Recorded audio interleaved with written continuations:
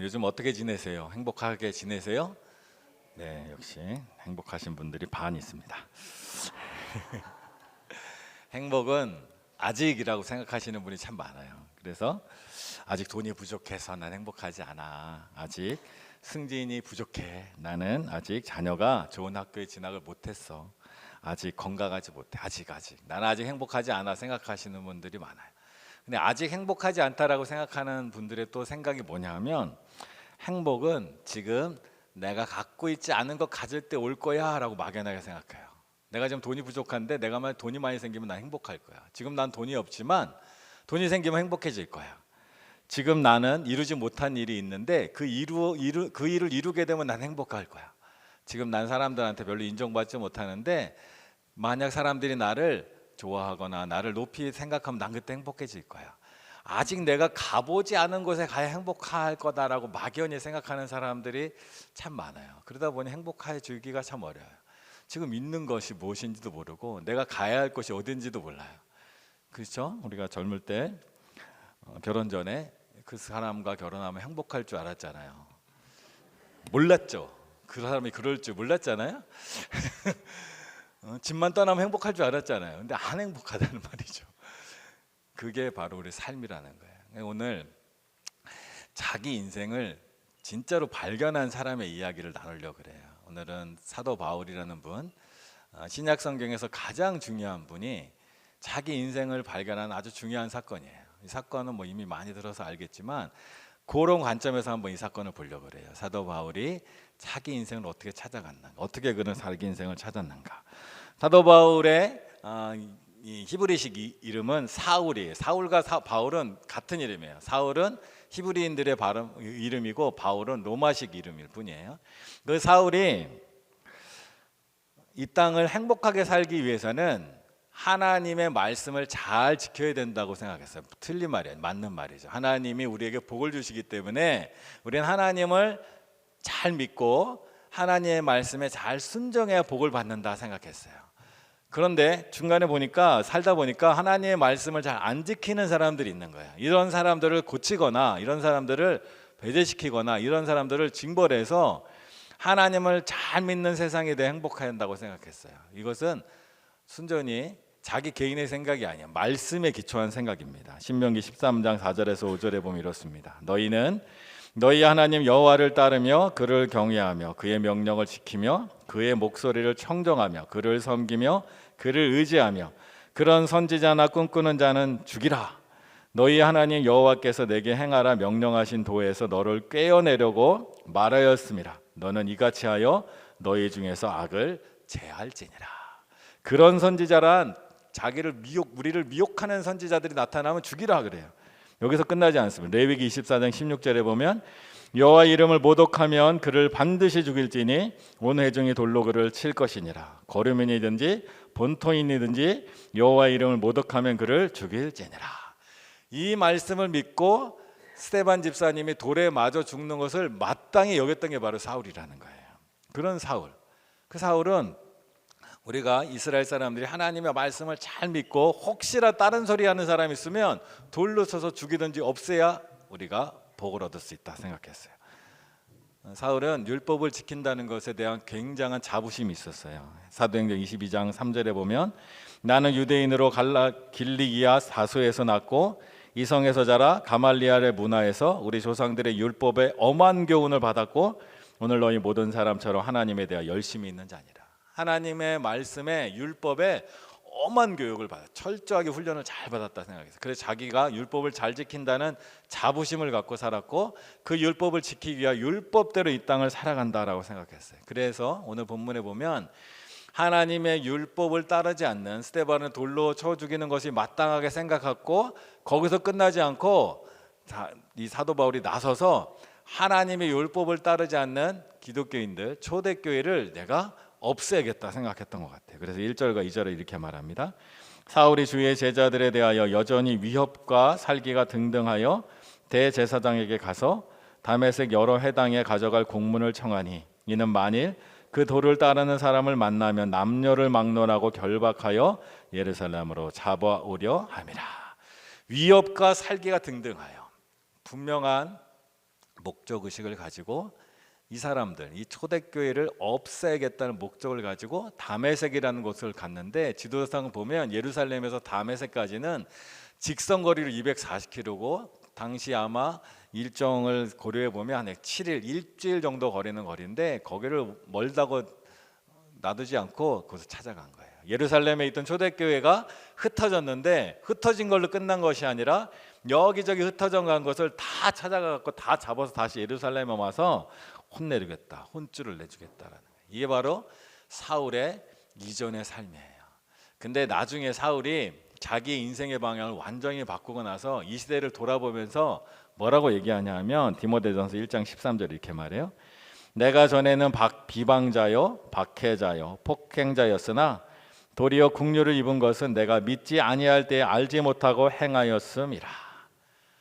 내가 믿지 않을 때 알지 못해서 행했다. 이건 모르고 실수했다는 뜻이 아니에요. 내가 잘못 알았다라는 뜻이에요. 내가 하나님의 율법을 지키는 것, 말씀을 지키는 것이 얼마나 귀중한 것 알았지만 그 말씀을 지킨다는 것이 무엇인지 잘못 알았다라는 거예요.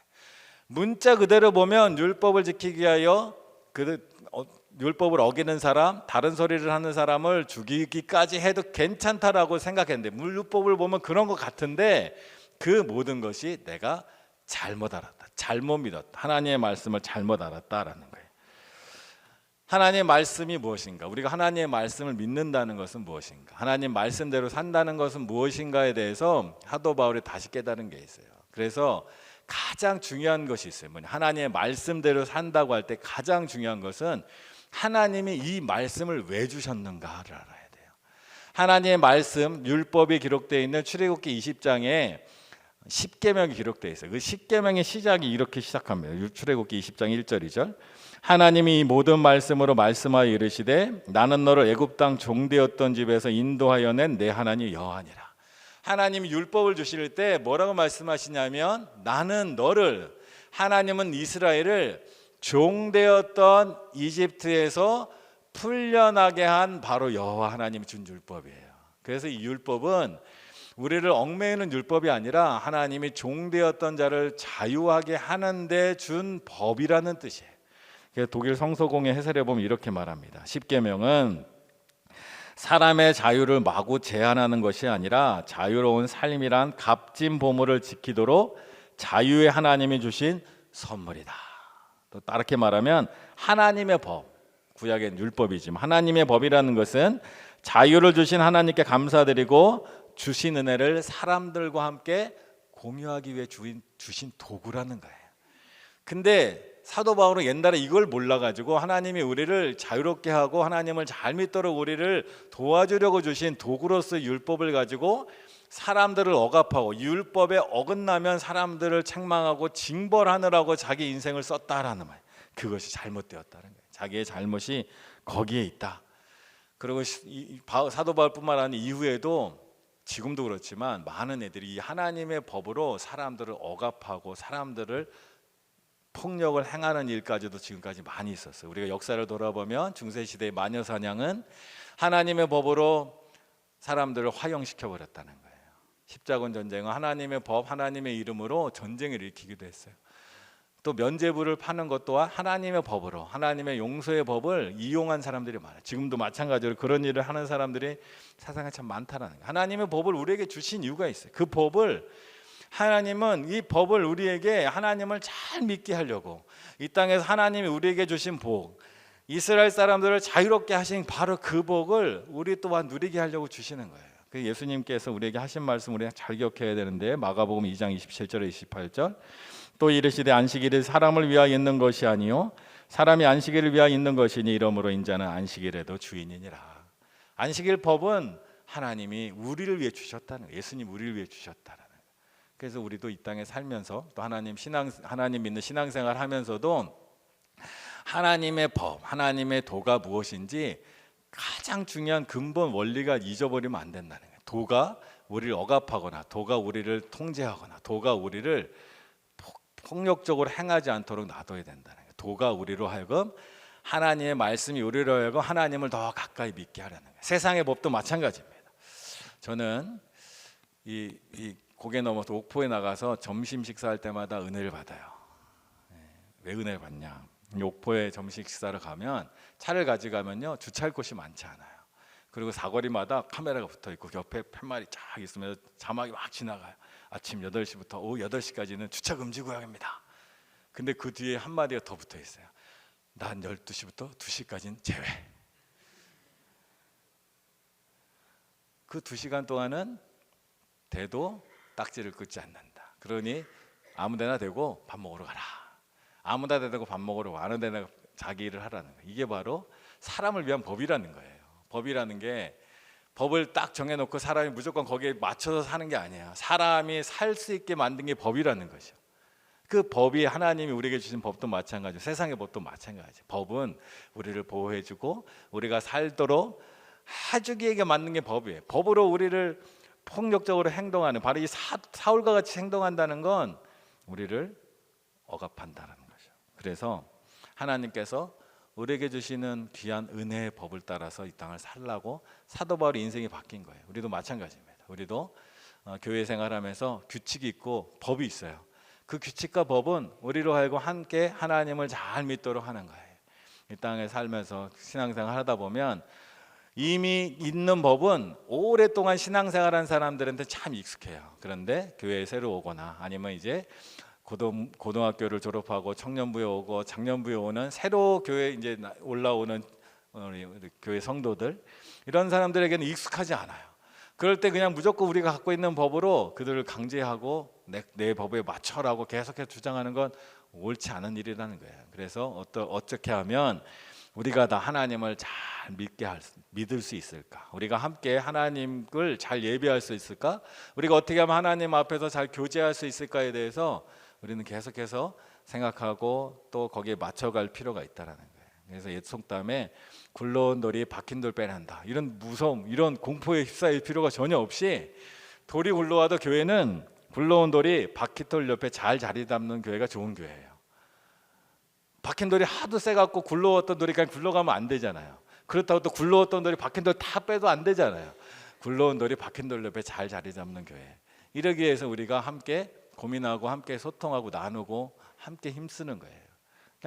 바로 이 원리를 알았다면 사도 바울이 그렇게 하지 않았을 텐데, 사도 바울은 새로 시작된 예수님을 믿는 사람들, 초대교회, 이 초대교회가 무엇인지, 그 초대교회가 무엇을 믿는지, 예수님은 누구신지 자세히 알아볼 생각하지 않고 이것은 잘못된 거야 이미 판단을 내리고 우리가 그동안 믿었던 규칙에 맞지 않아, 우리가 그동안 믿었던, 우리가 지켰던 것을 따르지 않아 하고 죽이고 배척하려고 했다는 거예요. 그것이 잘못되었다라는 거예요.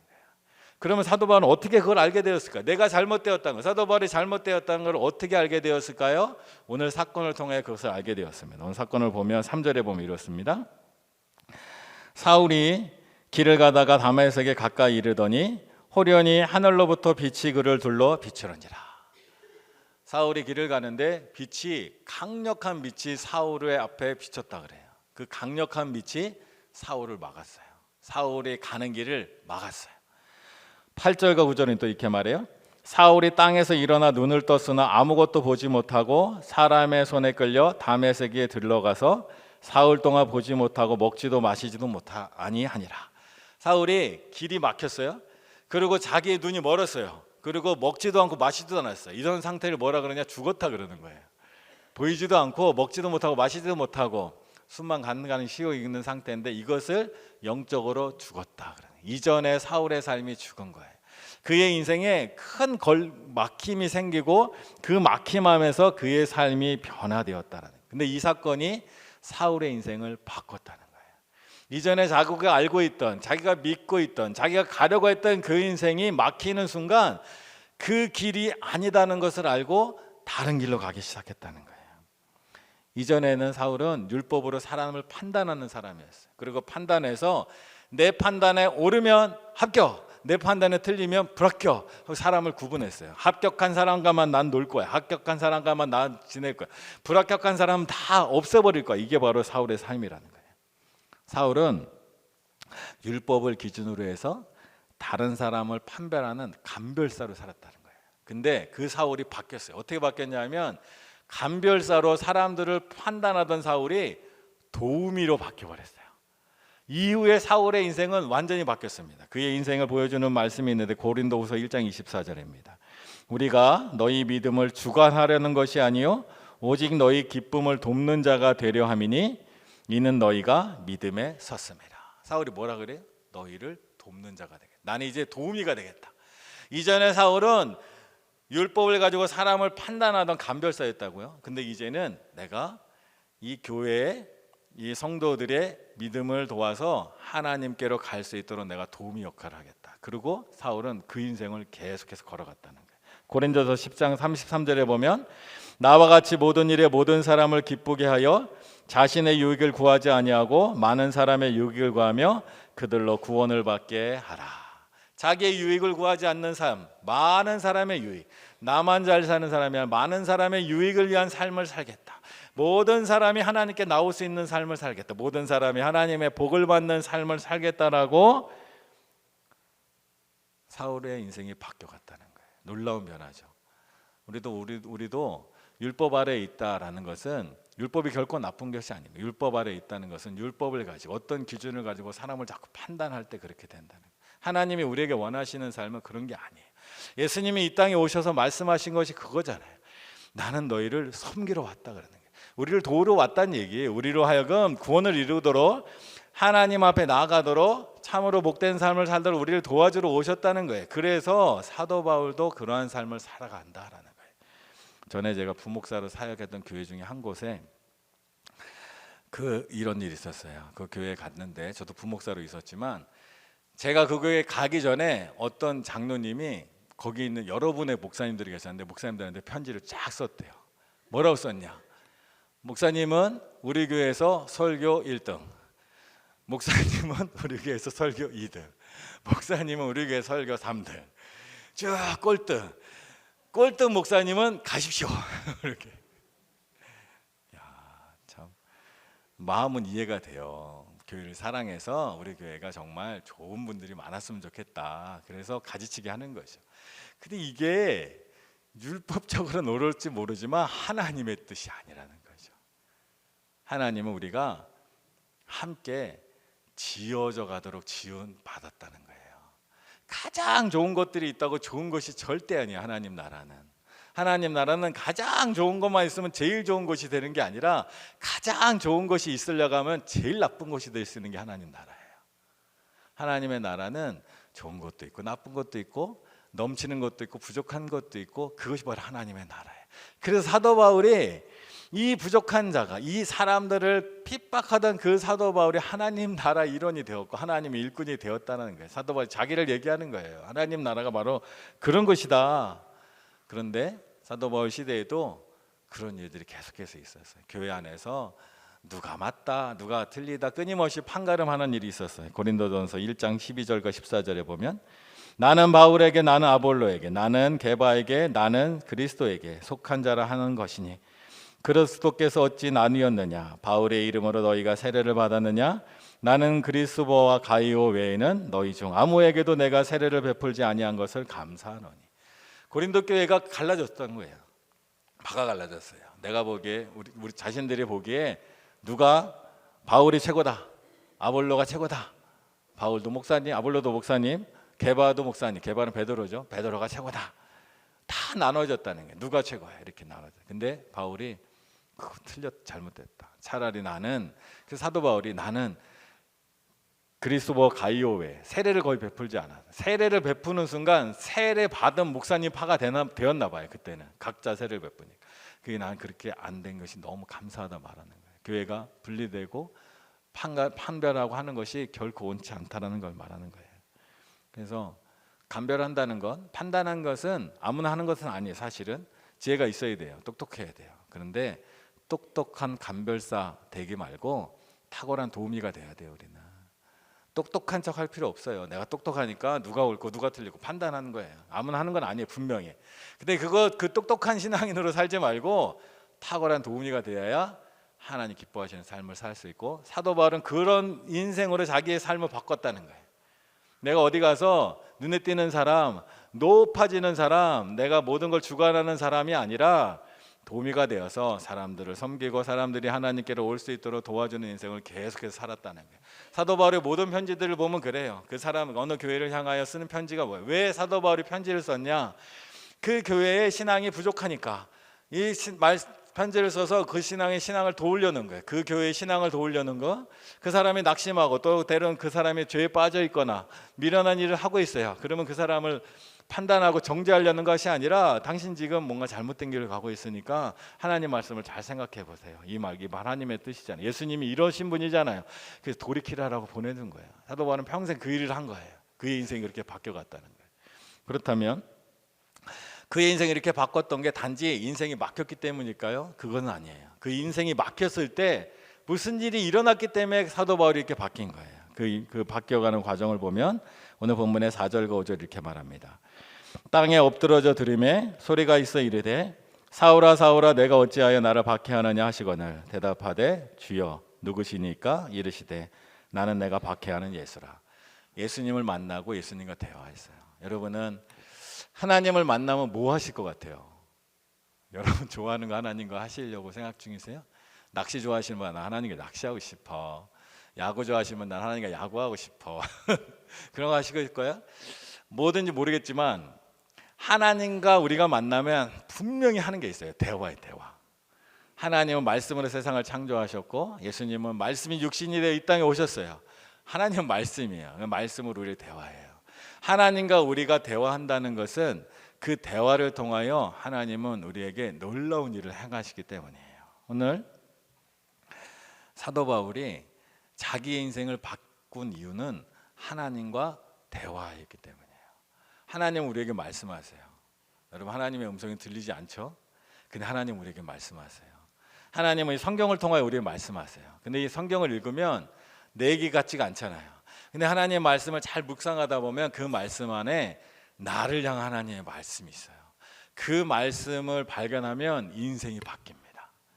예를 들어 모세가 하나님을 처음 만났을 때 많은 말씀 중에 가장 유명한 말씀 중에 하나가 출애굽기 3장 14절인데 하나님이 모세에게 이르시되 나는 스스로 있는 자 아니라 또 이르시되 너는 이스라엘 자손에게 이같이 이르기를 스스로 있는 자가 나를 너희에게 보내셨다 하라.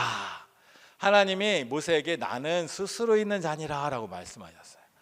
그리고 내가 너를 이스라엘에게 보낸다 말씀하셨어요. 이것이 보면 그냥 객관적인 사실처럼 보여요. 근데 이게 모세에게 이게 나에게 하는 말씀이다 라고 들어오면 이 말씀이 어떻게 들리냐면 나는 스스로 있는 자니라 라는 말이 무슨 말이냐면 스스로 있다는 것은 없는 것에서 생긴 거잖아요.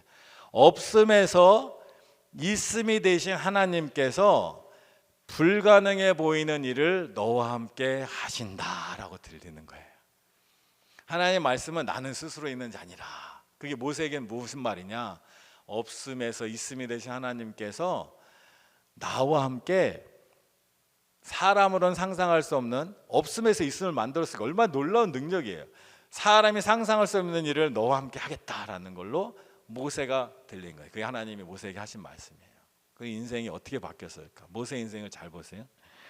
평생의 모세의 사역은 바로 이 말씀 안에 있어요. 하나님은 스스로 있는 자니라. 그 말씀이 모세의 삶에 나타났어요. 모세가 이스라엘 사람들을 구원하러 갔어요. 어느 시대에 어느 왕이 자기가 다스리고 있는 민족, 자기가 노예로 부르는 민족을 풀어준 왕이 세상에 없어요. 빼앗긴 적은 있군요. 근데 하나님께서 역사에 없는 일을 모세를 통하였어요. 스스로 있는 자가 무에서 유를, 없음에서 있을 만든 하나님께서. 그리고 홍해를 건널 때 홍해는 바다예요. 바다는 길이 없어요. 길이 없는 바다를 갈라서 길을 만들어서 가신 분이 바로 하나님이에요. 없는 길을 있는 길로 만드신 분이 하나님이에요.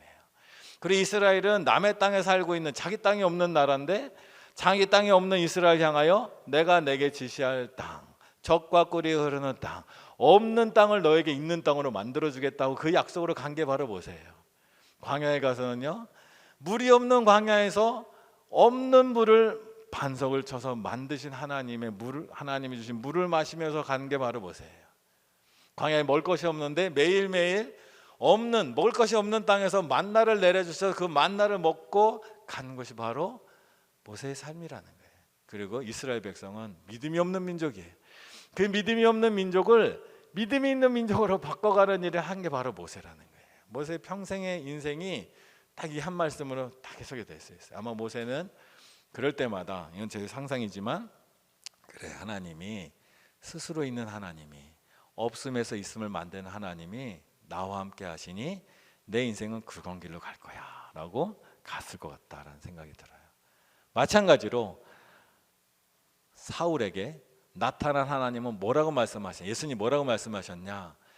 나는 내가 핍박하는 예수다 그랬어요. 이 말이 뭘로 들렸을까요? 사울에게 무엇으로 들렸을까요? 모르긴 몰라도 이렇게 들렸을 거예요. 이후의 삶을 봤을 때 이 얘기는, 나는 내가 나를 핍박해도 너를 저주하지 않는 예수님이다 라는 걸로 들렸을 거예요. 이 행간이 보여야 돼요. 사울은 예수님을 핍박했어요. 예수님 믿는 사람 핍박했어요. 근데 예수님은 나타나서 뭐라고 말했냐? 나는 네가 사울이 핍박하는 예수야. 근데 나는 너를 저주하지 않을 거야. 사울은 어떻게 살았어요? 그동안 어떻게 살았어요? 이스라엘 사람들을 믿는 그 율법을 따라서 사울은 초대교회를 향하여 너희는 하나님 율법을 지키지 않는 자야. 너희들은 돌에 맞아 죽어도 마땅해.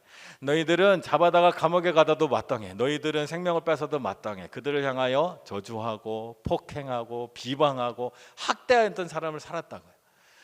근데 예수님이 사울에게 말씀하시는 것은, 나는 네가 핍박하는 예수야.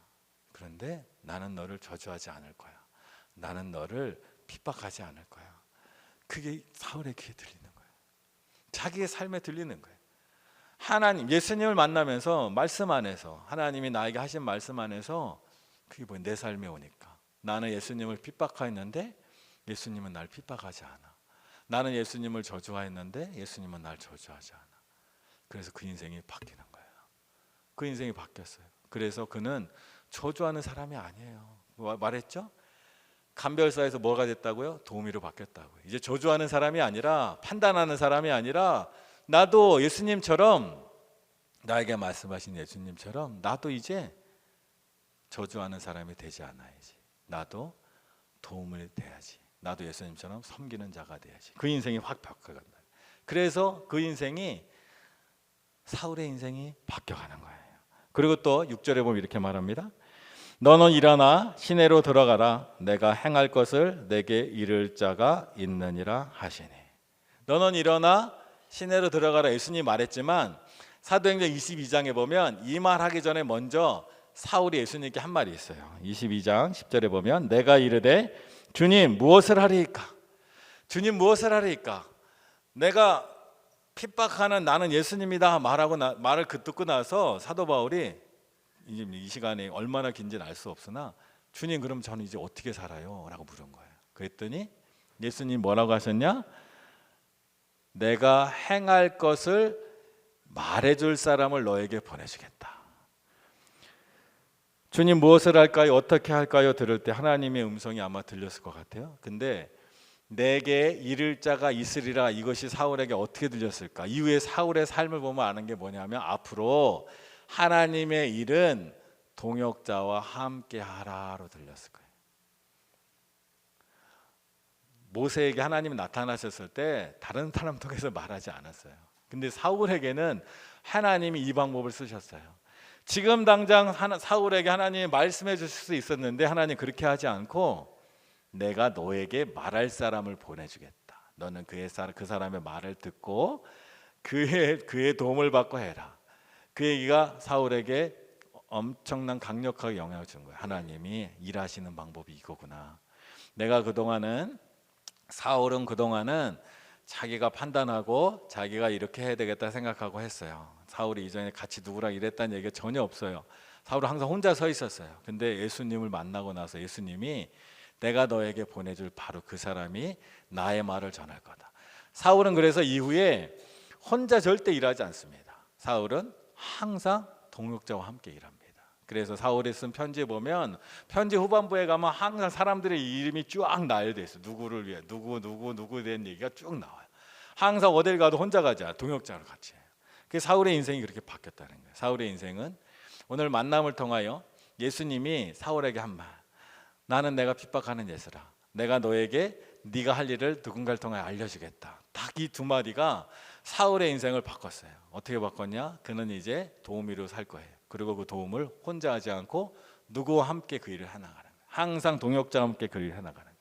여러분도 하나님의 말씀을 자세히 읽고 하나님이 나의 인생을 어떻게 인도하셨나를 잘 생각하고 지금 하나님의 말씀이 내 마음에 어떻게 들리는가, 내 마음에 어떻게 와닿는가를 들으면 우리의 인생이 참된 인생을 찾아갈 수가 있어요. 요즘 우리가 이제 다다음 주에 임직식을 앞두고 있잖아요. 임직식을 앞두고 우리 드디어 오늘 피택자 교육이 끝납니다. 피택자분들 거의 5개월 동안 그동안 거의 매주일마다 저녁 오후에 남아서 공부했는데 이렇게 얘기 나누는데 얼마 전에 어떤 피택 받으신 권사님이 얘기를 하시더라고요. 권사가 된다는 게 뭘까 고민하고 사람들한테 많이 물어봤대요. 그때 한 분이 이렇게 말해줬대요. 권사는 위로하는 사람이야 라고 말해줬대요. 근데 그거 뭐 마음에 확 와닿았대요. 그런 거예요. 내가 하나님의 사람으로 또 이 땅에서 또 직장에서 직분을 받거나 또 뭔가 직책을 얻거나 어떻게 할까 하나님께 묻는 거예요. 하나님, 저 이런 사람 되었는데, 저 권사가 되었는데, 저 장로가 되었는데, 저 회사에서 과장이 되었는데, 부장이 되었는데, 이제 개업 사업을 새로 시작해 사장이 되었는데, 하나님 저 어떤 사람 되면 좋아요? 하나님께 물으세요. 그럼 하나님이 언젠가 나에게 다 응답해 주세요. 하나님과의 대화의 특징이 있어요.